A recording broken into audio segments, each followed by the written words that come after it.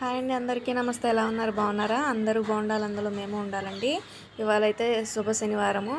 వెంకటేశ్వర స్వామి వారికి ఇట్లా పిండి ప్రమిదతో పూజ చేసుకుంటే చాలా మంచిదండి. సొంత ఇంటి కల నెరవేరుతుందంట. అందుకనే స్వామివారికి పిండి ప్రమిదతో చేశాను. 3 వారాలు అనుకున్నాను. 3 వారాలు కంప్లీట్ అయిపోయిందండి. ఇది 3వ వారం. లోపల ఒత్తులు వేస్తాం కదా, అవి కొంచెం పసుపు రాసి పసుపు ఒత్తుల్లా తయారు చేసుకొని ఇట్లా పిండి ప్రమిదల్లో వేసుకోవాలి. బెల్లం, బియ్యం పిండి, పాలు, కొంచెం నెయ్యి, ఆవు నెయ్యి వేసి ఇట్లా మెత్తగా కలిపేసి పెట్టుకోండి ఒక అరగంట. తర్వాత ఇట్లా ప్రమిదలాగా చేసుకుని దేవుడికి వెలిగించుకోవాలి.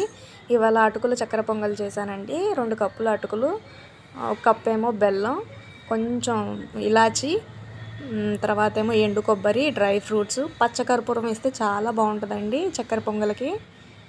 ఇదిగో చాలా బాగా కుదిరిందండి. సేమ్ మనం అన్నంతో తయారు చేసే చక్కెర పొంగల్ లాగే వచ్చింది.